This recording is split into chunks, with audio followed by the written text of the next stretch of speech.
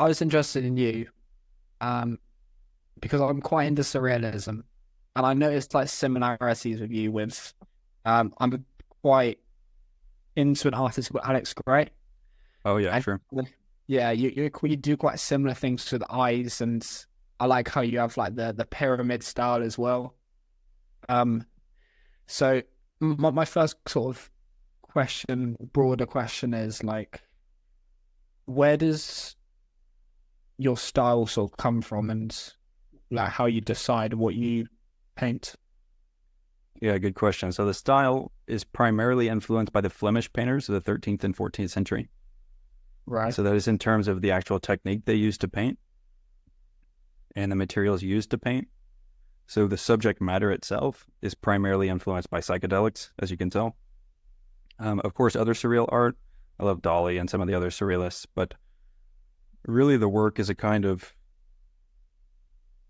an attempt to find a center point between very otherworldly states, so psychedelics, altered states of mind of various kinds, and then contextualizing that within a kind of Western classical framework. And so So how quite do a you, traditional way of working and then very untraditional subject medium.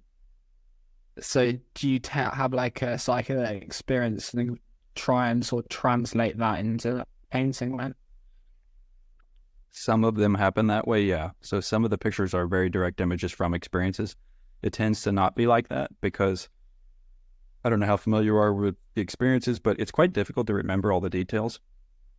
So sometimes you have something that at the moment you're sure is the best image that anyone is ever going to paint, but then you actually start painting, which takes a long time. My process is very slow. So when you sit down a month later to actually paint the picture, the problem is you can't remember sharply enough what happened because painting, you sort of, you can't bullshit yourself. When you sit down, you actually have to make all the marks. So what the pictures tend to be is not direct images from experiences, but more, there are certain takeaways, certain themes, and the pictures are a kind of amalgamation of those experiences. So why are the psychedelic experience significant for you?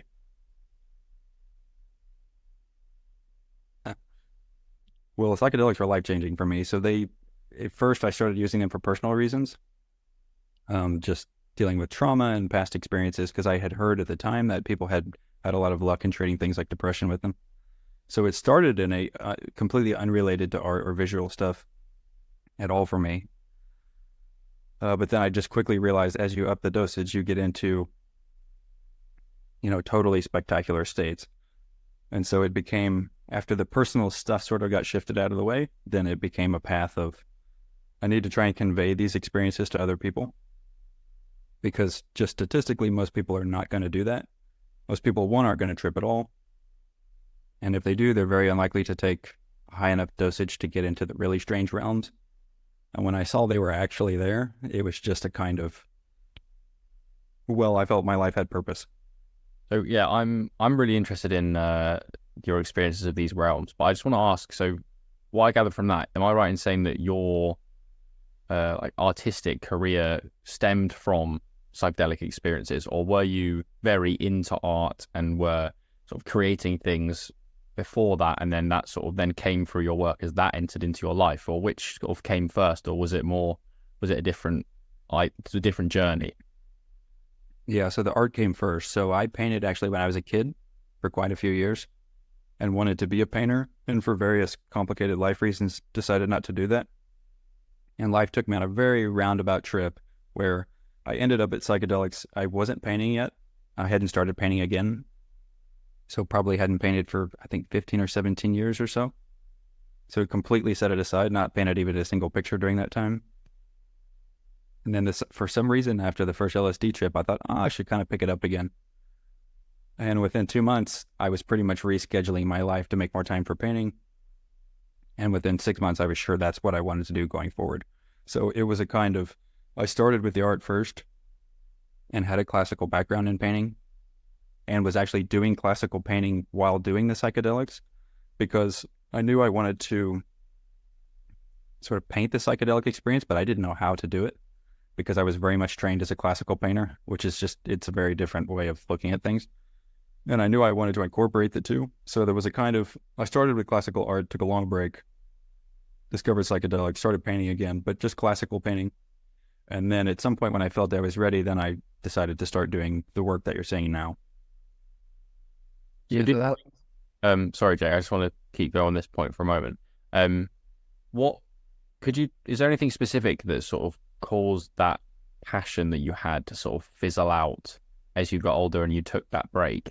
Because in my head, it's just making sense that maybe the reality of like adult life or something set in. You were like, I don't know if this is financially viable to just rely on creative pursuits, and then life just gets busy and our time just gets filled with obligations and stuff. And then you have these revelatory experiences when you first introduce psychedelics into your life, and then your creativity is sparked again. And it's almost like you remember how much joy you got from painting and then brought it back into your life. Is that sort of right? And tell me a bit about that story of realizing you should come back. Was it directly to do with some feelings or experiences you had in the psychedelic state? Yeah, all good questions. So the hiatus was actually, I kept doing visual work, but I moved into cinematography. And that was primarily at the time because there was a lot of discouragement around, you'll never make any money being a painter. And going to painting school is very expensive. And at the time, it was easy for me to switch because I love cinematography. That's still kind of what I do as my primary work. It's what pays the bills. So I didn't drop the artistic path, but I stopped painting. So it was a kind of divergence into the film world. And then that's what I studied and continued working at. So my career was always visual. I was always on the periphery of, composition, lighting. Like the fundamentals of art were still sort of there. So my visual wheelhouse was still running, but just not within the context of painting. And the psychedelics started that again. No, there was no bomb moment, actually. Despite those first experiences being very visual, none of those sparked any of the pictures that I wanted to do. Actually, they didn't change me wanting to do classical work at all. It was maybe, I think 8 days later or something, I was at work and I felt I should just drop by the art store and pick up a few canvases and just do something. It was really nonchalant. So it was not an epiphany that happened during the experience. It was a full-on week later. But there's just something that must have shifted in the background because that wasn't a question I was asking myself before. Or it wasn't a thought I was having that I should start doing it again. And as soon as I started, it was like the fire ignited.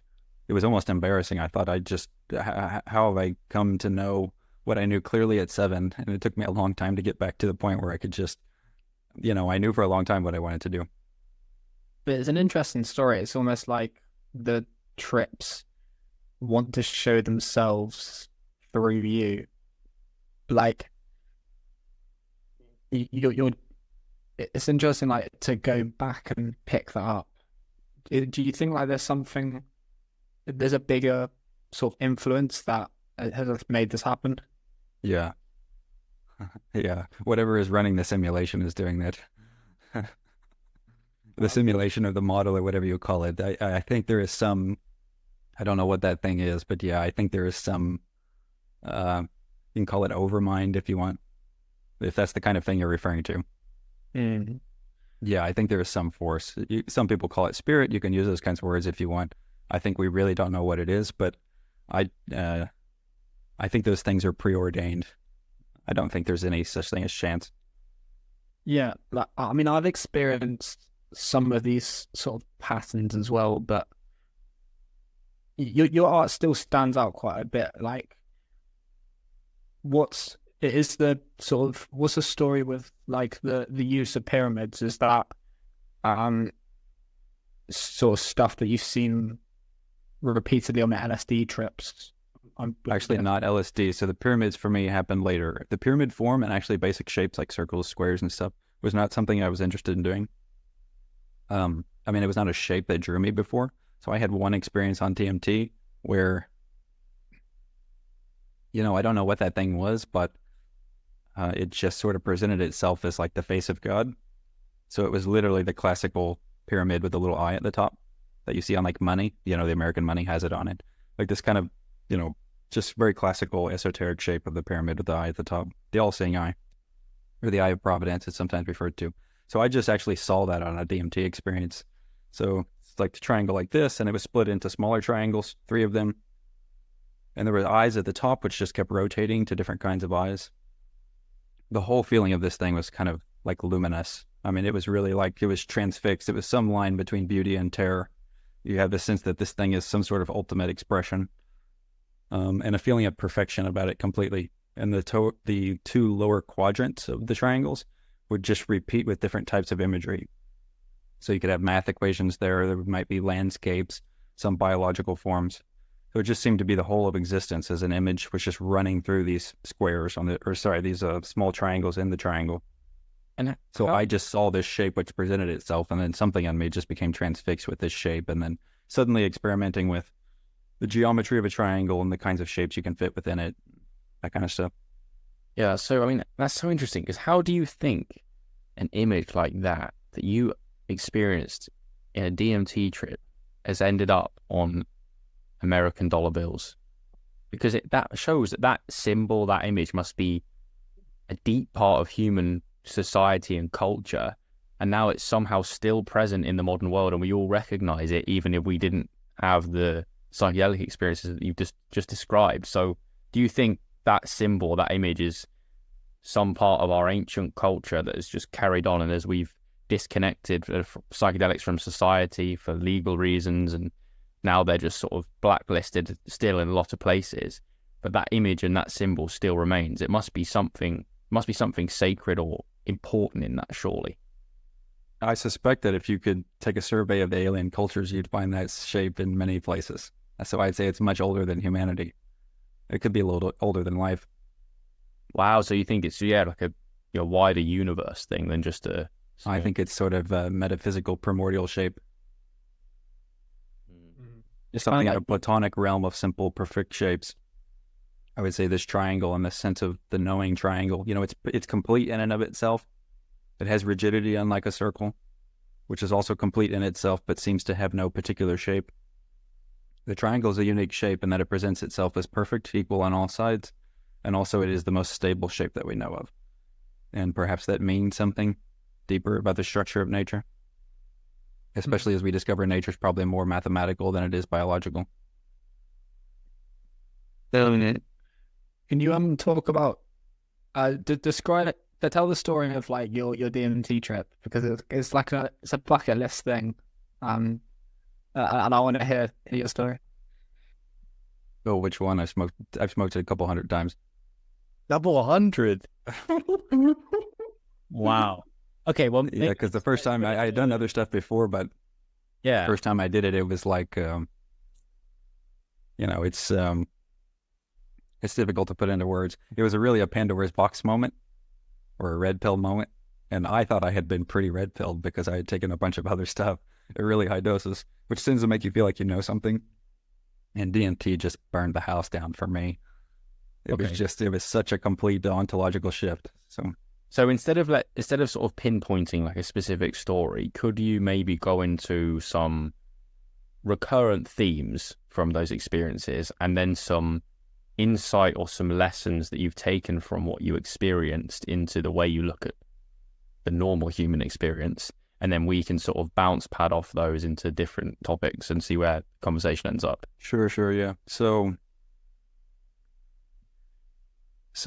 have either of you smoked it? Okay, so basically, it's a kind of, you can look up the term hyperbolic geometry. Hyperbolic geometry gets you pretty close to the kinds of things that you see there. So they're mathematical expressions. It's a realm which seems to be made of higher than three-dimensional space. It's hard to explain what that means until you see it, but you get a sense that there's kind of information and complexity nested within itself there. It's very fractal. It's very colorful. If you've seen Alex Gray's work, you have some indication of the kinds of things that are there. Yeah. Although Alex's work is not, for me at least, as I experience it, a literal representation of what's there. He's being a little bit iconic with it of human forms to make it more relatable, because it is utterly alien. I remember after the first time I did it, I felt I knew what the word alien meant, and before that I realized I had not known what alien meant. And the community, they say it's a complete reality replacement. which none of the other substances do that. They leave you at least a little bit in this world. It may be very altered at a high dose, but you're still here. You're gone completely on that stuff. There isn't a shred of anything which you can notice, which is you can map onto anything that's ever happened to you prior to that moment. And the fascinating thing is you would think after you've done it a bunch of times, that's not true because you have a kind of familiarity with it. It's not true. 30 seconds into every single time you do it, one, there's a kind of holy shit moment. This stuff actually exists because some part of your brain doesn't want to accept the fact that 20 seconds away, anytime you wish to pick up the pipe, you can just meet aliens. I mean, that's totally a thing that can happen. There's no bullshit whatsoever. It's literally a 20-second experience away anytime you pick up the pipe. So for me, the most difficult thing, actually, the trip they're extremely intense. So there's a difficulty in that. But really the difficult thing for me the first time I came back was there's no way that there's just a little bag of this stuff which you can just buy. Like it doesn't map onto any map of the world I have that you can just buy some stuff. You can just inhale it a couple times and just be shot into an alien realm. Because if that's true, this would be the only conversation humanity would be having with itself. That we don't have to ask questions about other dimensions and other life forms. You can just show yourself anytime you want that that's true. So I had not a kind of breakdown, but it was like an ontological I surely, how can this actually be true? So I waited like 4 hours and I smoked it again because I just needed to see for myself because would this really happen? And it totally is. It's all of it's just there again. And I realized it's just nonchalant. As many times as you do it, everything is there. So you meet beings there. If you smoke a high enough dose of it, basically you reach these places where these kind of, some people just refer to them as the entities. Yeah. They don't really have names. Some people say the gods of human tradition are sometimes imports maybe, or indications of these beings that are there. Maybe not, I'm not sure. But there are entities there of different kinds. They are spectacularly strange. They are unbelievably unusual. And very varied in form. And they also sometimes communicate with you. It's telepathic, so it isn't that you hear them exactly. Although you sometimes hear a kind of ringing tone and then you feel like you understand something. I'm not sure if the two are related or there's just a ringing tone in that realm, but there's communication there. So my sense of what reality is after having done it that many times, one is I know I for sure don't know what's actually going on. I think it's not possible for a human being to understand. I think even if you had all the information in front of you somehow, we still wouldn't be capable of understanding what it meant. But my sense is that there are different realms of existence, more crude up to more refined. That is more perfect, less chaotic. We find ourselves somewhere in the middle, obviously. It's a pretty imperfect realm, but there's whispers of divinity there because we can sit down and have conversations like this. So it's not really in the lower forms of life, definitely not in the upper. This is not a new story. Actually, human traditions have said this for a long time, but in these higher realms are definitely more perfect. Everything there is like mathematically precise, very dynamic, very creative. And you have a sense somehow, and I have even had this communication, that they're responsible for the creation of this realm. That this realm is somehow nested within these higher realities.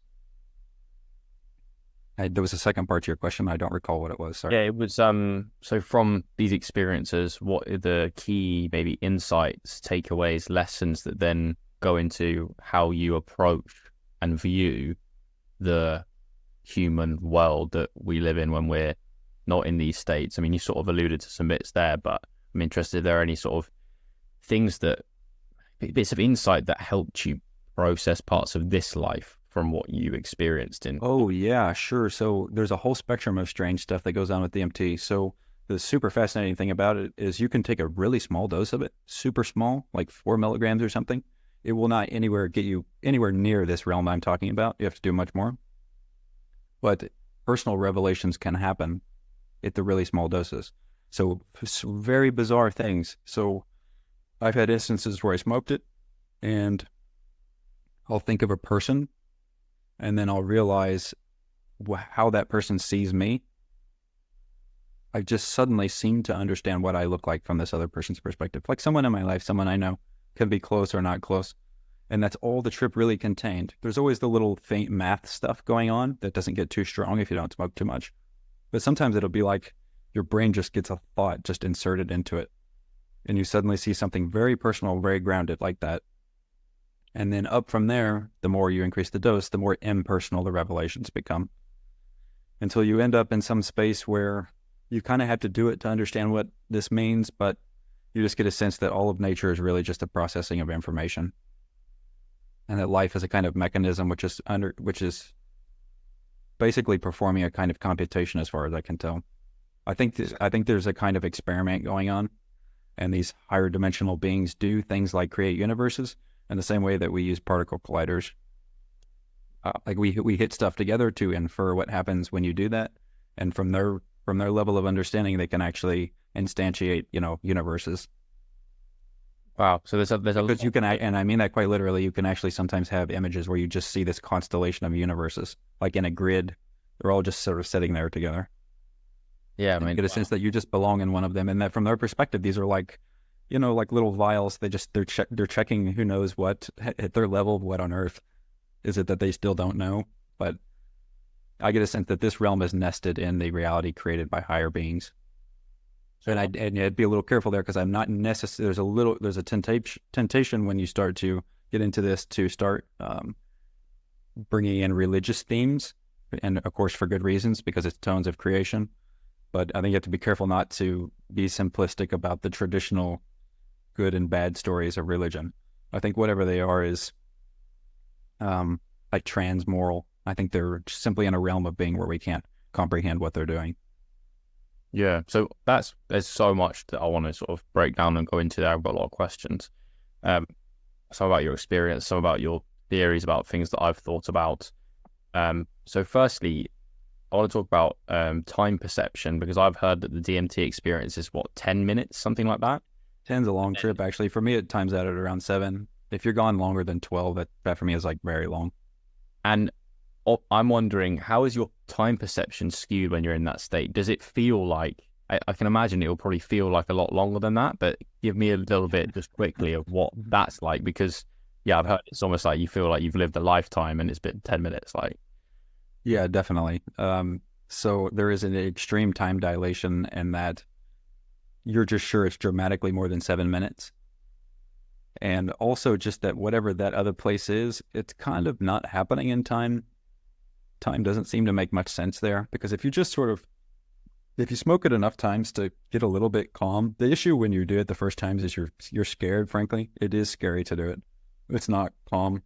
I don't mean terrifying, but it's just so unlike anything that's happened that your brain and body just goes into a kind of fight flight.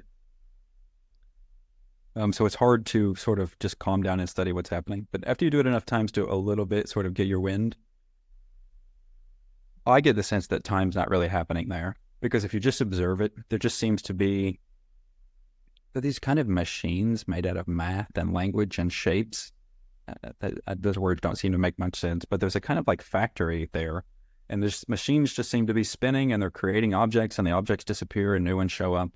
And I don't get a sense that there's anything like a clock running there, that whatever dimension this is not experiencing entropy. Because it also depends on what you mean by time. So I'm referring to the actual physical time as physicists measure it, which is just the breakdown of systems of entropy. And I get a sense that things don't fall apart there. I put it that way. Because here we measure time by the falling apart of things. Things irradiating away is what tells us that things are, moving in a direction of time. And I get a sense that that's not true there. Okay, yeah, interesting. And a point I want to dig into a little bit is, how has these experiences changed your view on mortality and the end of human life? And I'll leave that broadly for you to go into your ideas, and then I might come in with some thoughts that I have. But yeah, how has it changed your view on mortality? Well, I don't think that you actually die, but I also don't think that there's ever such a thing as being born. I think whatever this process is doesn't really work that way. There's some strange human tendency to put boundaries on things. We like starts and stops, beginnings and ends. I just don't think that nature is a system that's sloppy enough to just magically start something and then somehow it just sort of magically goes away again. I don't think that nature does that. There's just a kind of causal chain which keeps going, where things keep moving through different energy states. Now, if you're referring to something a little bit more personal, like a soul, I'm not sure about that that's so the persistence of some existence of an individual person, like personality after death. No, definitely not. I think that information is stored in the brain, and the brain's physical, and the brain dies like the body. So if you mean, are you as a person going to somehow keep going with your like memories of what you used to do? No, I don't think so. I don't think the system retains that kind of information. But I think there's what you might call this point of consciousness, which starts to resonate in bodies when they become the right shape and have the right minds. Whatever that is, I think is simply something that starts to happen when the conditions are right. And when the conditions are wrong, it goes back into a sort of general field. So I don't think there's a moment at which you were born, and I don't think there's ever a moment at which you'll die. I think you became more conscious of what was happening, and as the death process begins to happen, you'll become less conscious, and then your experience of what you begin to experience will simply start changing. As it did as you became conscious, your experience somewhere in the womb, your experience of life has altered so radically since the first moments you were conscious, and it will continue to do that. And I think you just simply pass through different phases of nature. That's such that's quite an uncommon take, though, isn't it? Because like everyone thinks that there's only two things that are guaranteed: death and taxes. Like, they're going to be disappointed when if they think they're getting out at the end. Bad news for them. I'm sure that it doesn't work that way. I don't think I know what happens exactly. I definitely don't think I do. But I would be astonished if you actually just die. The energy argument's pretty strong, though, isn't it? That energy is not created or destroyed, so it just kind of body, you would just transfer into something else. Yes, and also I just think that maybe not exactly in the details, because the religions get a little hairy, but I think that the intuition that there's something like spirit and that persists, I think is a true intuition. I think that we don't understand what that means, especially because we can't explain right now the mechanisms behind it. And right now, at least for modern people, we want to know what the mechanism is. It isn't enough to sort of feel that it's true. But I think these notions about incarnation and reincarnation are likely true. Again, not as they're described verbatim in those traditions, because they probably didn't have enough information. But I have an extremely strong confidence that something else like that is true. Well, I want to go into sort of my view on things and a theory I've been developing maybe over the past year that actually aligns with a lot of what you're saying, and then I want your thoughts on it. Honestly, I need to criticize it or compliment it or whatever, right? So you talked about a hierarchy of realities, let's say, that then go from imperfection to something close to perfection, right? And maybe as human beings, as we've gained small bits of insight into this through spiritual or psychedelic practices, we've developed ideas of heaven and hell, and that's sort of how we've learned to try and understand it, right? Mm-hmm. We live in this realm that has a dash of imperfection and a dash of perfection. It's somewhere in the middle. And you said that going into a DMT experience, you can then travel into different parts of this hierarchy of reality, right? And the way I see it is that human life is one rung on that ladder. It's a good way, you've introduced that to me. That's a nice way of thinking about it. And we are stuck here because of our own human limitations. We are a biological organism, right? We can only perceive the world around us through our senses, and they can only perceive a certain bandwidth of like the electromagnetic spectrum and the spectrum of sound, and we can only perceive certain smells through what receptors can bind with molecules and all those kind of things, right? And then for me, death must just be a letting go of those human limitations, right? The physical body dies. So what we're bound by, the senses that we perceive the world that limit what we can perceive, they just dissolve and end. And then we are just sort of enveloped by the everything. Like all that's left outside of that bandwidth that we can understand and perceive, we just go into that, whether that's traveling to a different reality on this hierarchy or just moving into the I can only, like, language just doesn't do it justice, does it? But no, I'm following it. It's just like go ahead. Like an everything and a oneness. So when you say there's no birth and no death, I kind of understand what you mean, because it's sort of like we're just restricted for a while, and for some reason these beings might want us to just have a human experience to learn stuff, or they're testing whatever. But it's just when this life ends, it's a changing of state, changing of energy state. So yeah, is that sort of on the same lines as what you're thinking? Yeah, absolutely. Absolutely so.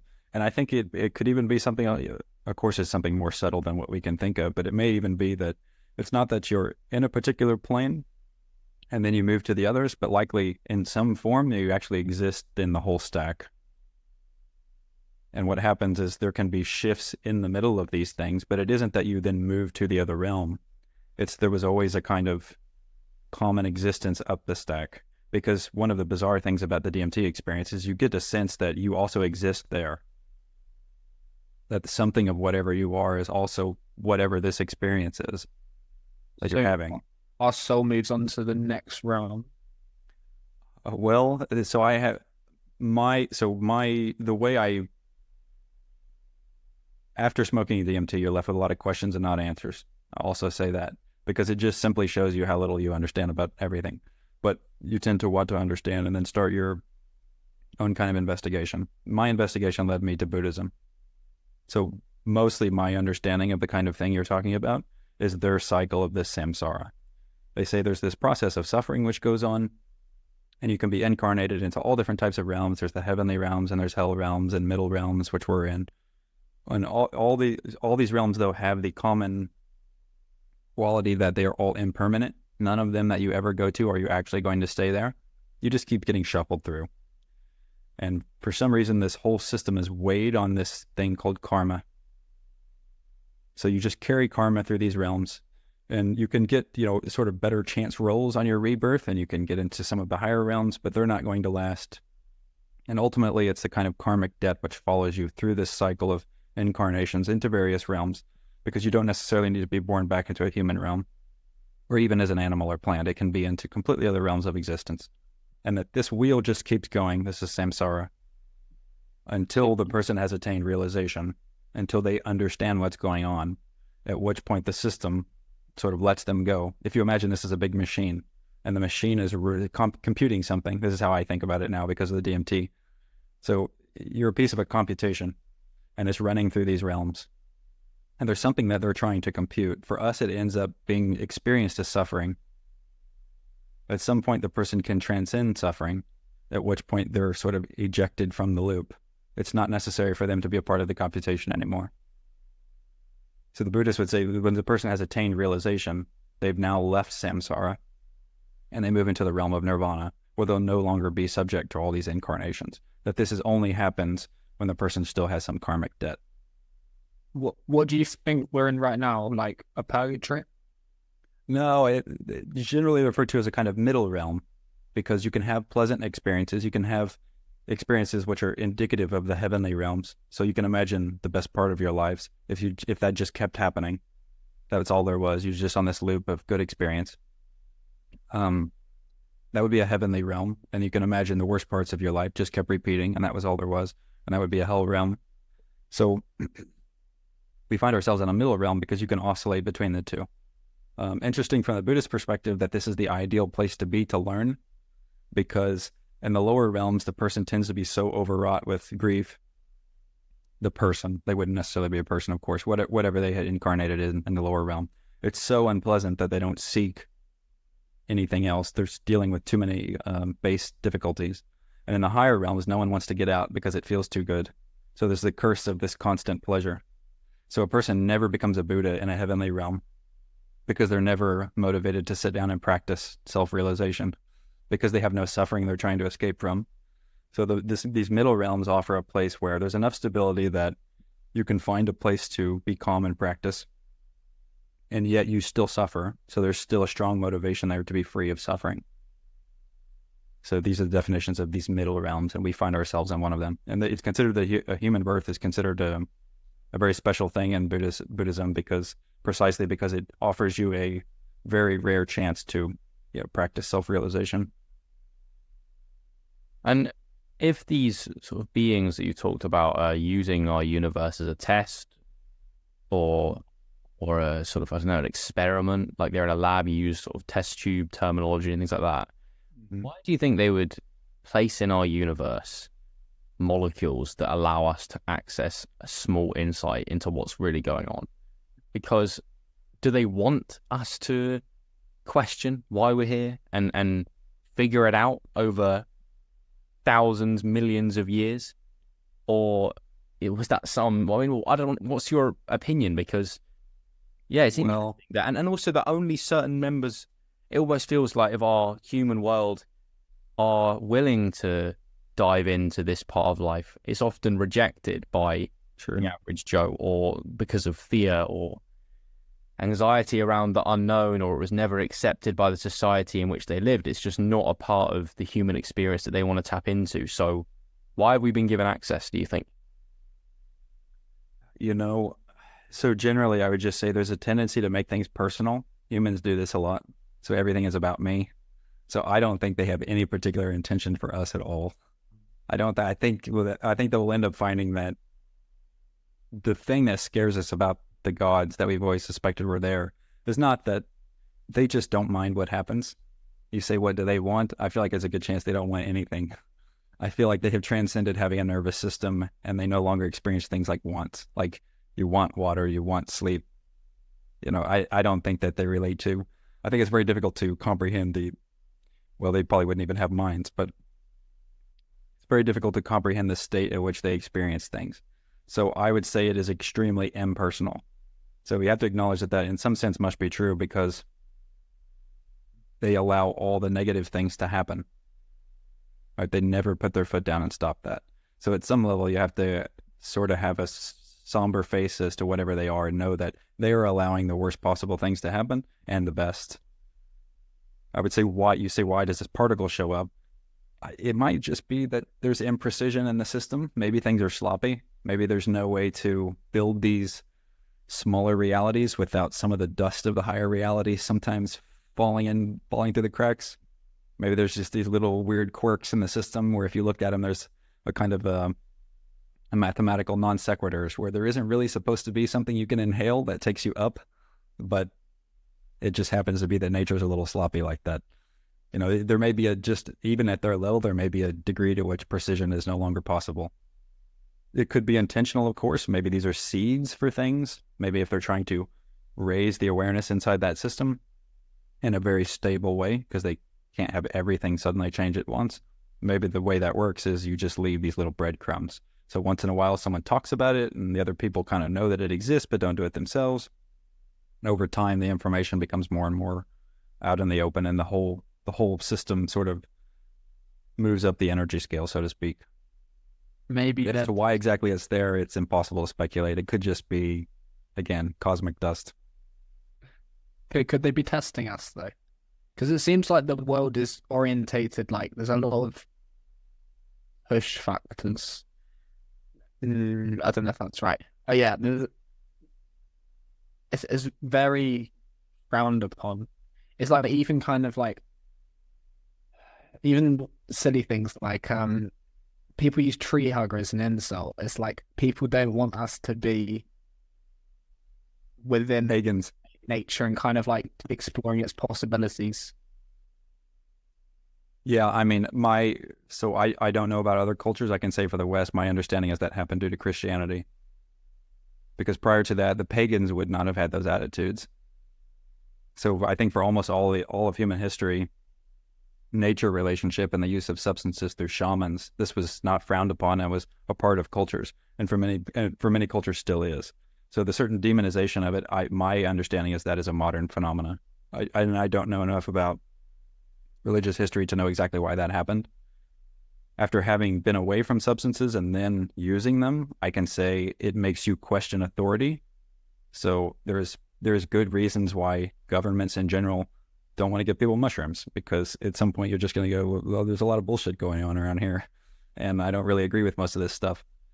So it is not, the power systems in the world do not get stronger if you raise your awareness.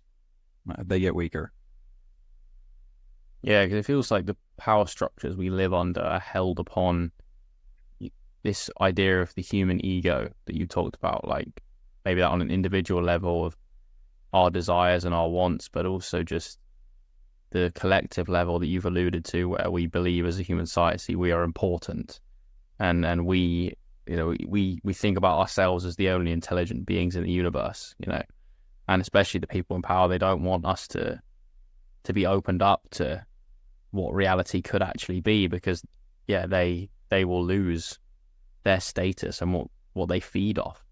And that kind of links to a question I wanted to ask you, which is, after you've had these many experiences and realizations and change the whole perception that you view reality, do you struggle readjusting into the human world and struggle with the fact that the majority of people don't consider anything like this, and that you don't have conversations like we're having right now on a Saturday on Zoom in normal life? And do you think maybe then your artwork is your vehicle to express what you've experienced in this world and put it out there in a way that people can view and make them think and make them consider?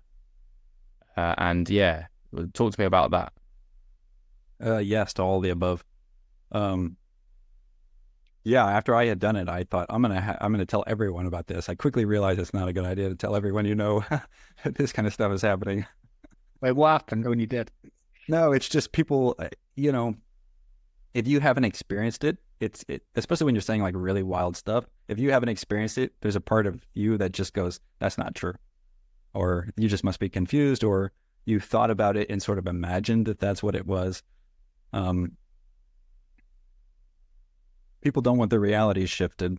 People tend to be in habit patterns down to every detail of life. And it's not a comforting thing for someone to come along and proclaim that very strange things might be happening. And it also doesn't practically help anyone. Most people are in a position where, they don't know and they don't care, and it doesn't seem like they're going to get anything out of it. That's my impression when you tell people. Most of them, there's a kind of, they just don't know what to do with the information. Have I had difficulty relating to people? Yeah, because you take a step back and realize that there's nothing particularly true about the reality of life that people are experiencing. Like there's nothing concrete about that. It's a kind of mirage in their own minds. Like the notion that what they're working on is important and that they need money and that they've gotten to a point where the culture has a certain set of values, which they mostly probably share, even if they disagree with some of the details. And that's a kind of mental prison. You don't see it that way when you're in it. It just seems like these are the confines of what life is. The difficulty in relating thing comes from realizing reality is as thin as a postage stamp. There is almost no depth to it at all. Any particular reality going on in any particular mind has no more significance than, a program running on a computer. It has no special independent reality. It's not really an indication of anything that's actually going on. You can change it. Other people at other times thought completely different things. Other people in other parts of the world think completely differently. People with different sets of experiences have very different realities. People, especially across the vast span of human history, have thought every kind of conceivable thing was true. Every kind of culture has been there. And if you showed up and speak to any of them, they would have all spoken about reality with the same confidence that everyone else does. But if you just compare and contrast all these stories, there's really nothing there. So the difficulty in relating comes from seeing that there's a kind of value realignment that happens. And what happened for me, actually, in the short term, it was a little bit destabilizing. In the long run, it was great, because what it tended to do for me was get me to a place where I started asking what was true and seriously investigating what might be true. I feel like for most people's lives, the truth isn't really a part of the daily thing. They may have some facts that they operate under, but actual questions about foundational reality is not a part of it. So that questioning is healthy because it gets you away from the more toxic elements of modernity, where people have gotten programmed into certain behavior loops, which are very negative and not helping them, and they can just stop. So the difficulty in reassimilating, it was definitely that. And that also led me to Buddhism as well, because you're looking for some stable way of operating with these higher understandings. And the Buddhists have been doing that forever. But many of the Eastern traditions have been through meditative practices and grounding practices with breath work and they're simply ways of knowing things and then stabilizing yourself around others, where you're perfectly fine that other people don't know. You don't need them to know. There's no reason to be a missionary about any of this stuff with people. There's no reason to, to burst the bubble. I'm sorry, what was your second question? So beyond the sort of, struggling to relate to people, I then asked, is your artwork a vehicle that helps you process what? Oh, yes. Yeah, absolutely. Absolutely. Are you familiar with Terence McKenna?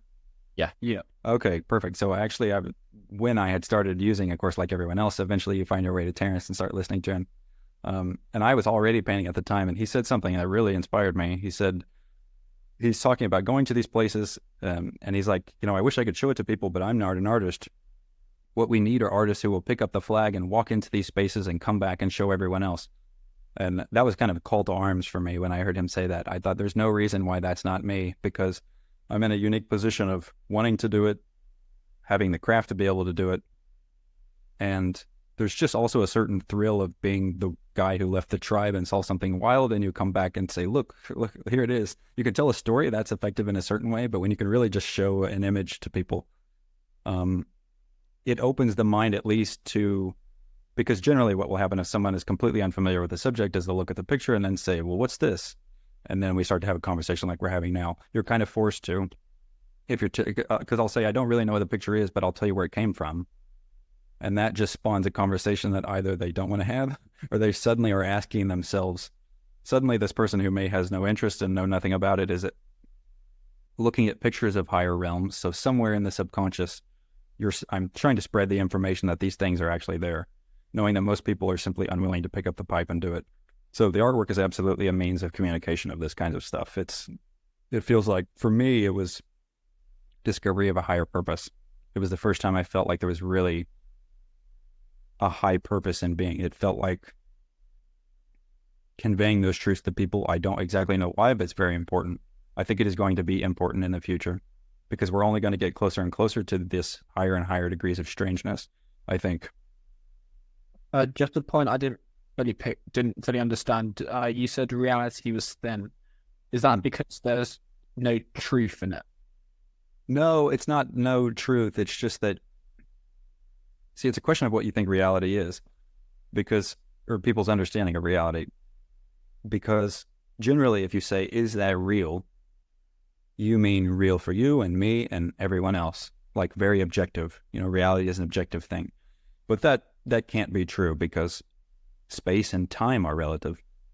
So even if some simple system like time is relative to the observer, which Einstein made clear, it can only be that everything more complicated than that is even more relative.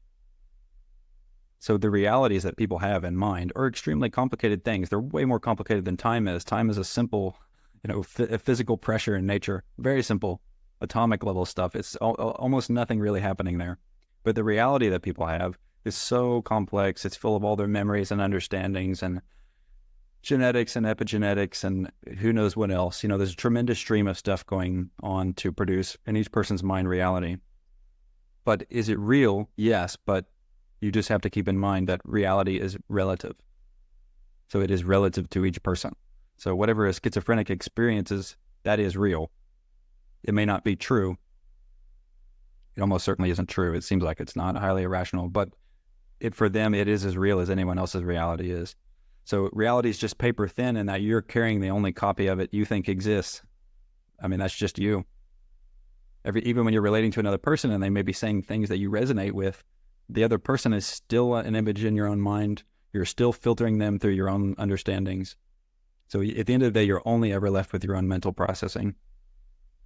Now, sorry, go ahead. This is a really great stuff that we're getting into here, and I can really relate on just sort of a feeling level, not necessarily an understanding level, but a feeling level from stuff that I've experienced over the past year about how when you're in these states, the sort of importance of everything dissolves and problems just seem like a game that you play in life, and they're not really problems, and everything going on is just part of this play. Like Shakespeare was so right that the world was a stage, and you see it for a brief moment of time, and then you come out of it and you have to go and live your normal life again. And I agree with you. Reality is so thin, and and people don't know how deep everything goes, and they're really just living in a world of their own perceptions and biases and past experience. But having an awareness of all this, right? How do you think personally, because I'm interested, as I'm a young guy trying to figure this out myself, how should we approach the human experience? Because as much as we know, or using the word know is probably not the right word, but having an awareness that these things could potentially exist or do exist, or they exist on a level where we've experienced them or had a feeling that they exist, right? How do we then live in the normal world? Because we have to for a brief period of time until this biological organism decays and dies. What should we do with this time from what you've learned? Yeah, great question. I'm just going to get a glass of water. 1 second. We'll be right back. Go for it. Hey, a drink, man. This is deep stuff.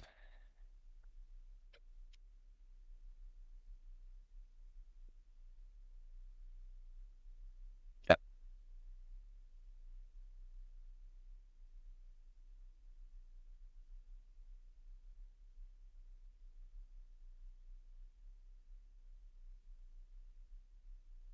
So the super simple and short answer is study Buddhism.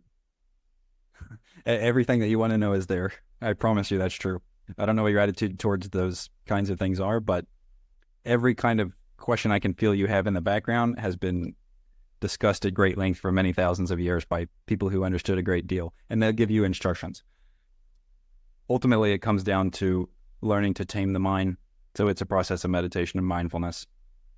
And you say, how do you stay grounded and like stay in the worldly details, knowing that they don't really matter, but you still need to pay your rent and go to birthday parties and, you know, do all the kind of normal stuff.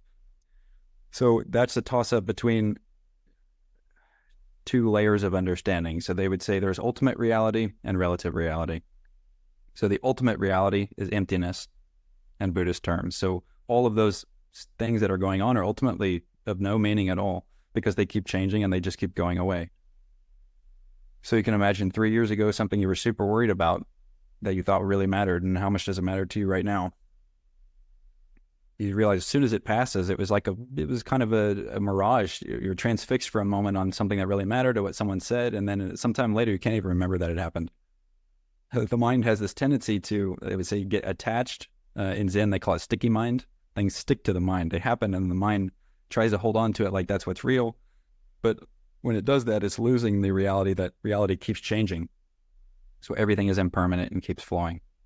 So the other side of emptiness, the issue with if you just focus on the emptiness of things, which you can learn to meditate on, is you can also start to feel withdrawn, because you start to just get a certain disconnection from the system. So the other that balances this is the law of karma, which your actions do have consequences. How you behave matters to other people who need you to be stable, and they need you to be, they need you to be normal and with them in your human community, whatever that means for you. So one is acknowledging the suffering of other people will keep you grounded very much in this world, because you becoming flighty or getting distance from all that stuff is just going to produce suffering for probably everyone who cares about you. So it's a kind of dual focus. It's one, noticing that the mind tends to get caught up in irrational things, but also noticing that other people may not be as free as you are, and you still have a responsibility to them. So ultimately, these things are both necessary for the mind to stay balanced in Buddhism, because the issue of someone emphasizes emptiness and forgets the law of karma, then the mind can become, you can imagine all the strange places someone's mind can go if they spend a long time smoking DMT, and then I tried it.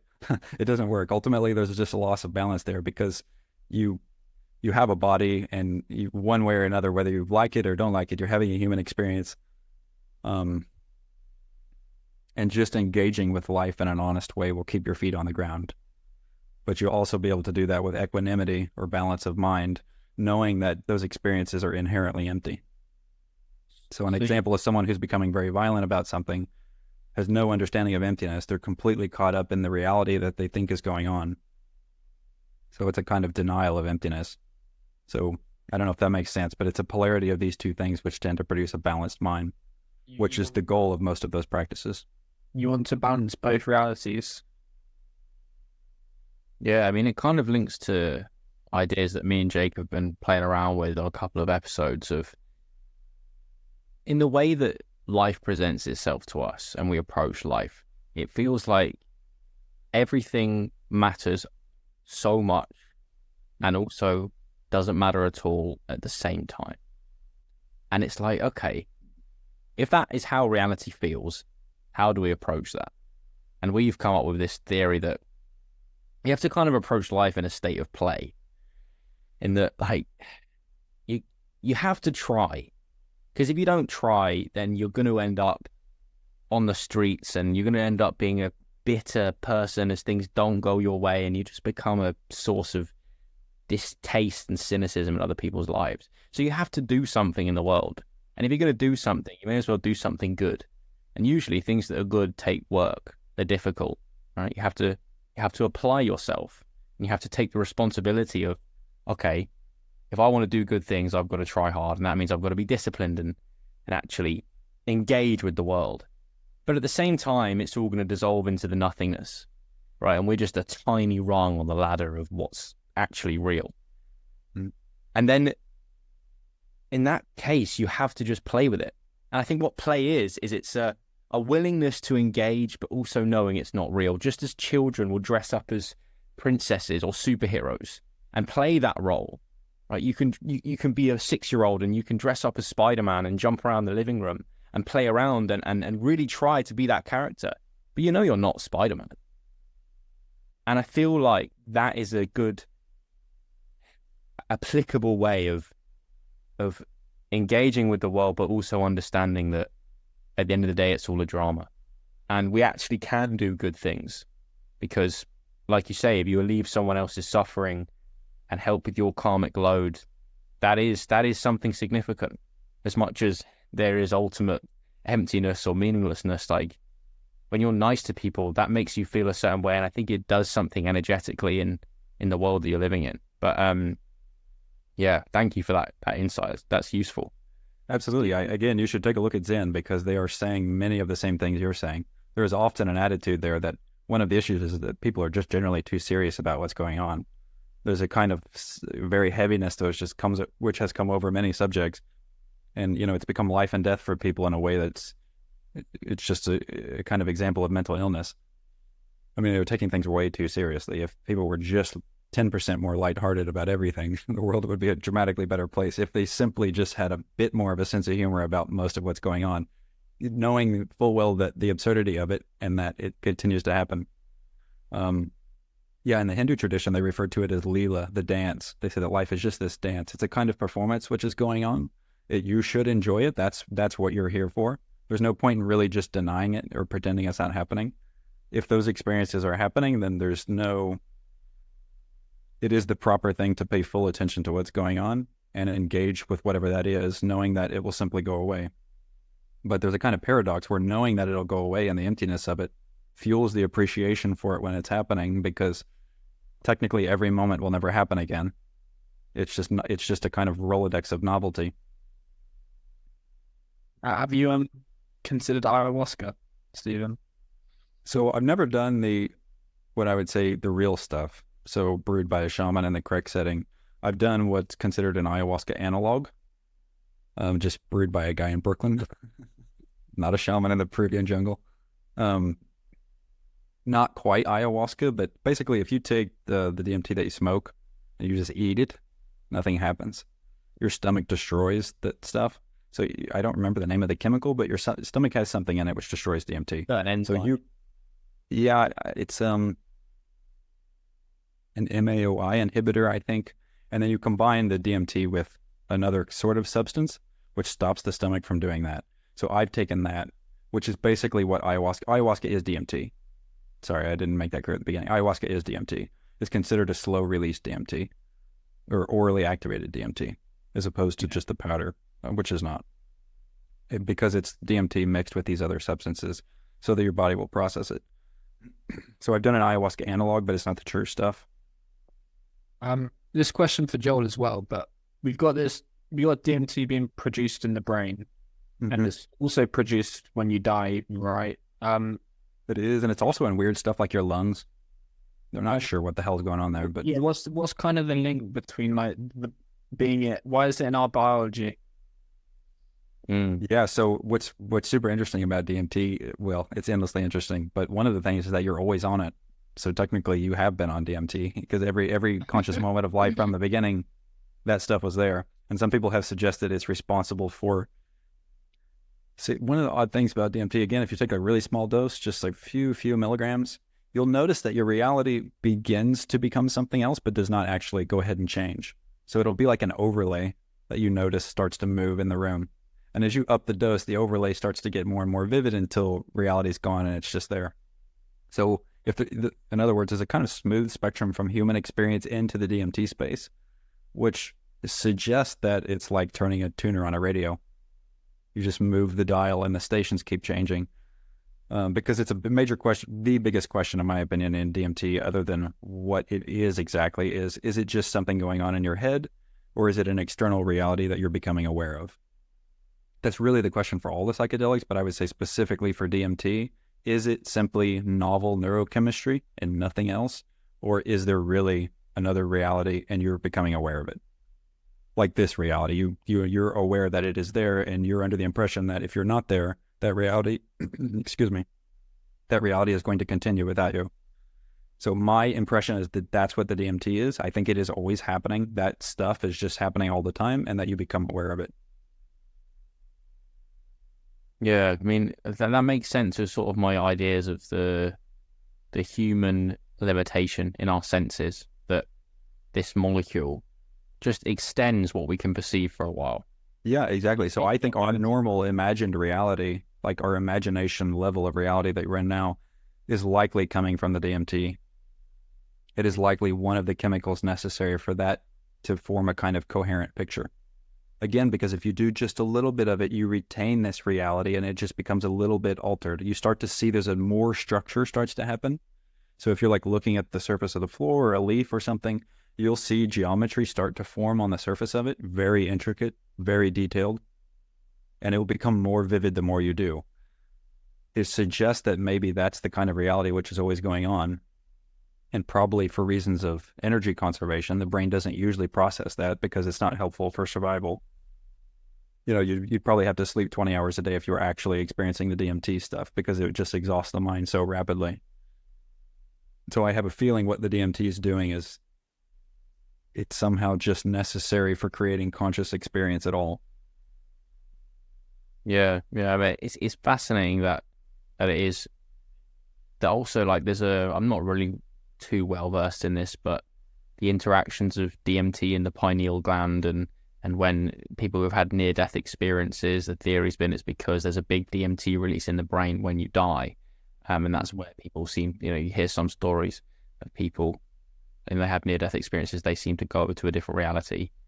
And it just, to me, it's another branch of the argument that it's something intrinsic to human life, that the divine, the other realities, the sacred is something we're designed to discover. Yeah, I think so. I think the system actually, I think we're just in an unfortunate case where we have 1 foot out of the jungle and we're just one step beyond base life. And so we start to have questions, and then we're still pulled back by so many animal tendencies. So we just find ourselves on this fringe. I think if we had more perspective and we're further ahead, we would look back and notice that the truth was never really hiding itself. There's literally plants on the ground that you can consume that would have shown you. And shamans have known this for 50,000 years.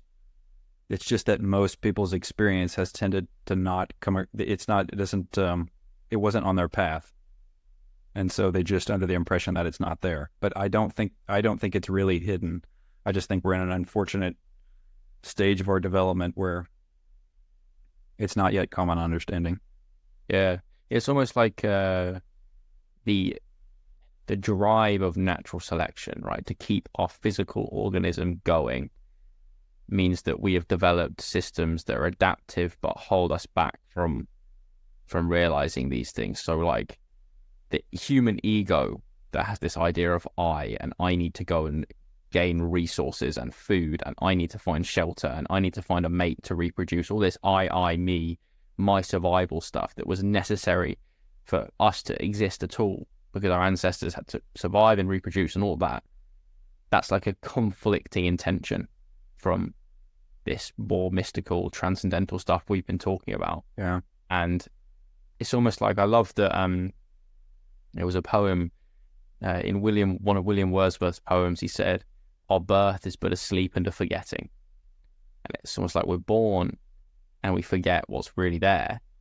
And we develop this ego. We have to survive. And in the human world now, we don't necessarily have to physically survive, but we have to socially survive. We have to adjust ourselves to a social environment and not be ostracized, and hopefully find yourself a family and maybe reproduce yourself and try and bring some good positivity to the world around you.